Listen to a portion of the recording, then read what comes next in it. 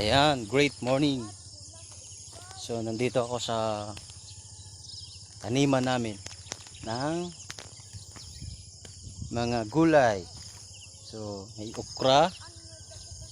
Ayan. Mayroon tayong okra, tanim nila tatay. Tapos may mani. Tapos yung doon naman may munggo. Yan. So ito yung okra. Ayan o. Isama ko na yung mga pamangking ko. So kinukunan nila ng dumi. Dumi yung mga damo.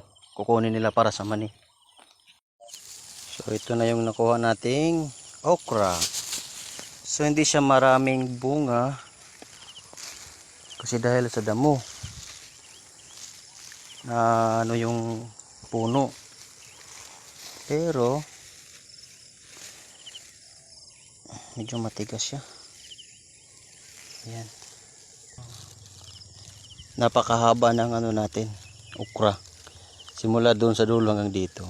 At mayroon pa dito. Ayan. So